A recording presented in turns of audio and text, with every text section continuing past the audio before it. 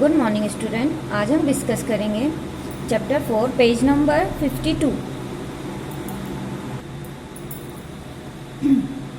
Activity 4.3 observe and study.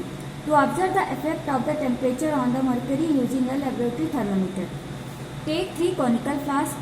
In the first flask, add 100 ml tap water. In the second flask, add 100 ml ice cold water.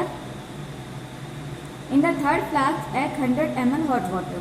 Put a rubber stopper with a hole on each. One by one, dip the laboratory thermometer in the 3 flasks. Make sure that the bulb is immersed in water and does not touch the bottom or the sides of the flask. Observe the movement of mercury in the thermometer in each flask. What will the mercury threads become steady? Note the temperature in each case and record it in the table given below. Measurement of the temperature using a laboratory thermometer. Serial number, sample water and temperature in degree Celsius. So, activity 4.3 में हम 3 conical flask, ये जो आपको दिख रहा है ना नेक shape का जिनका ये होता है टॉप, इनको कहते हैं कॉनिकल फ्लास्क। तो हम 3 कॉनिकल फ्लास्क लेंगे, इनकी कितने 100 ml के। इन कॉनिकल फ्लास्क में हम 100 ml tap water, 100 ml ice cold water and 100 ml hot water fill कर देंगे। कॉनिकल फ्लास्क ए में 100 ml tap water, conical flask B में 100 ml ice cold water and conical flask C में 100 ml hot water fill कर देंगे।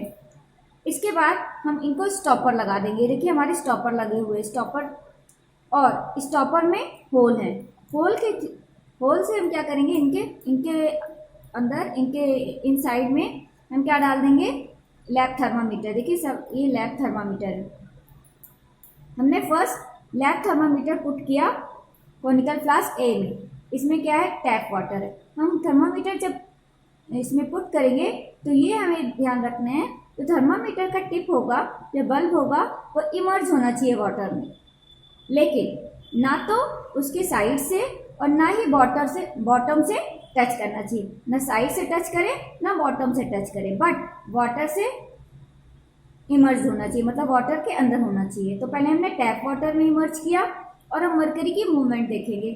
Thermometer के अंदर जो मरकरी है तो मरकरी की मूवमेंट देखेंगे। उसके बाद हमने इसे रिमूव करके आइस कोल्ड वाटर वाले कॉनिकल फ्लास्क में थर्मामीटर को पुट किया। जैसे ही हमने इसमें पुट किया और इसके मरकरी का हमने देखा कि मूवमेंट कैसे है। नेक्स्ट थर्ड में फिर हमने थर्ड कॉनिकल फ्लास्क में इसको पुट किया और हमने इसकी मरकरी की मूवमेंट देखी। अब हम तीनों फ्लास्क का कंपैरिजन करेंगे। सबसे पहले हमने कौन से फ्लास्क में डाला था, टैप वाटर में। तो टैप वाटर का टेम्परेचर यहाँ पर हम क्या करेंगे, रिटर्न करेंगे। टैप वाटर का टेम्परेचर हमने राइट किया। उसके बाद हमने आइस कोल्ड वाटर वाले कॉनिकल फ्लास्क का टेम्परेचर राइट किया।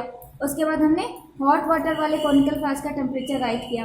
तो हमने देखा जो हमने टैप वाटर था और हॉट वाटर था, सबसे ज़्यादा टेम्परेचर किसका था, हॉट वाटर का सबसे। उसके बाद फिर टैप वाटर का टेम्परेचर था और उसके बाद आइस कोल्ड वाटर का था। मतलब most coldest ice cold water और मोस्ट हॉटेस्ट हॉट वाटर था। तो ये हमने टेम्परेचर देखे। तो उसके बाद हमने एनालाइज किया कि हॉट वाटर का टेम्परेचर सबसे मैक्सिमम है, फिर टैप वाटर है और फिर हमारा आइस कोल्ड वाटर है। तो ये एक्टिविटी हमारी शो करती है कि heating expand mercury whereas cooling expanded. और हम ये भी देखेंगे कि जब हमने टैप हॉट वाटर में डाला था तो मरकरी में सबसे ज़्यादा एक्सपेंशन हुआ था, और उसके बाद जब टैप वाटर में डाला तो उसके से लेस एक्सपेंड हुई, और उसके बाद जब हमने आइस कोल्ड वाटर में डाला तो सबसे मिनिमम एक्सपेंड हुआ। तो जितना ज़्यादा टेम्परेचर होगा मरकरी उतना ज़्यादा एक्सपेंड करती है। तो यही एक्टिविटी हमारी प्रूव करती है कि heating expands mercury whereas cooling contract. तो अगर हीट होगा तो मरकरी एक्सपेंड हो जाएगी, और अगर कूल होगा तो मरकरी क्या हो जाएगी, हमारी कॉन्ट्रैक्ट होगी। देखिए पहले हमने टैप वाटर में डाला तो एक्सपेंड हुई, वापस जब आइस कोल्ड में डाला तो कॉन्ट्रैक्ट हो गई, फिर जब हमने हॉट वाटर में डाला तो फिर से एक्सपेंड हो गई। तो ये हमारी एक्टिविटी ये हमारी शो करती है। सेकेंड है हमारा transfer of heat. When you keep water on a gas stove it become hot. On taking it off fire for some time it become cool again. Why does it cool down? The water become cool by transferring its heat to the surrounding. Heat always gets transferred from hotter object to colder object. This heat transfer continue till both the bodies attain the same temperature. देखिए अगर हमको ये देखिए हमने stove में ये हमने क्या रखा, एक हमारा मान लीजिए यूटेंसिल है और इसमें हमने वाटर फिल कर दिया। अब इस यूटेंसिल को हमने क्या किया, हीट दिया। हीट देने से क्या होगा, इसके अंदर जो वाटर है वो बॉईल होने लगा। बॉईल होने से हमको देखिए वेपर दिख रही है। तो जब हमने वाटर को गैस स्टोव पे पुट किया, कीप किया, तो हमको क्या दिखा कि वाटर हीट हो गया है। और वो वाटर को जैसे ही हमने हीट दी तो हमारा वाटर क्या हो गया, हॉट हो गया। जैसे ही हॉट वाटर को हम देख, उसके बाद थोड़ी देर के लिए हम गैस स्टोव से इसको गैस रिमूव कर लेते हैं तो देखते हैं ये हमारा हॉट वाटर क्या होने लगा, कूल होने लगा। तो हीट का ट्रांसफर हमेशा ऑलवेज हायर से लोअर में होगा, मतलब hotter object to colder object. जैसे अगर हम हीटर के सामने बैठते हैं तो हीटर की हीट हमारे तक आएगी, और अगर हम कूलर के सामने बैठते हैं तो हमारी हीट एनवायरनमेंट तक निकलेगी। मतलब जहाँ पर हीट ज़्यादा होगी मतलब हायर हॉटर ऑब्जेक्ट से कूलर ऑब्जेक्ट तक हीट का ट्रांसफर होता है। और ये जब तक होता रहेगा जब तक दोनों ऑब्जेक्ट सेम हीट के नहीं हो जाते या सेम टेम्परेचर के नहीं हो जाते। तो हमेशा हीट का ट्रांसफर हॉटर से कोल्डर ऑब्जेक्ट की तरफ होगा। ये जब तक होगा जब तक दोनों bodies attain the same temperature. ये हमारा हो गया ट्रांसफर ऑफ हीट। अब हमारे ट्रांसफर ऑफ हीट के 3 मोड हैं। Modes of transfer of heat: conduction, convection and radiation. अब हम ये पढ़ेंगे कि ये तीनों होते क्या हैं। First is conduction. देखिए पहले हम एक ये हमारा देख लेते हैं।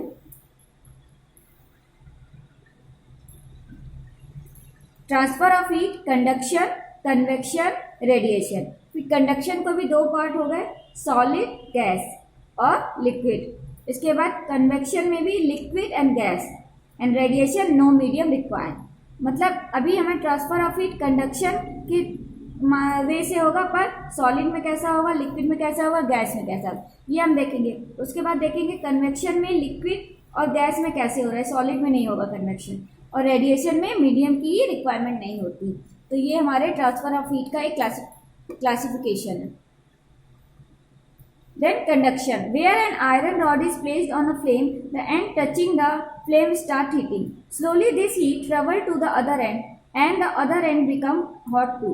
This process of transfer of heat from the hotter end to the colder end of an object is called conduction. अगर हम एक आयरन रॉड लेते हैं और उसके वन एंड को हॉट करते हैं फ्लेम से, तो क्या देखते हैं, जो दूसरा उसका एंड है वो भी अपने आप ही हॉट हो जाता है। अगर हम उसको फ्लेम के पास नहीं भी ले जाते तो खुद से वो क्या हो जाता है, हॉट हो जाता है। तो अगर हम ऑब्जेक्ट के एक एंड को, जैसे ये एंड है हमारा, इस एंड को गर्म करें, हॉट करें फ्लेम से, तो ये वाला एंड मान लीजिए यहाँ पर दूसरा एंड है, तो ये एंड भी हमारा क्या होगा, हॉट हो जाएगा। जैसे मान लीजिए ये हमारा ऑब्जेक्ट है, इसके इस एंड को हमने क्या किया, हॉट किया, तो इस एंड को हॉट किए बिना ही ये क्या हो जाए, हमारा हॉट हो जाए। तो ये हमारा क्या कहलाता है, कंडक्शन। तो दिस इज कंडक्शन। इस एक्टिविटी को हम ऐसे देखेंगे।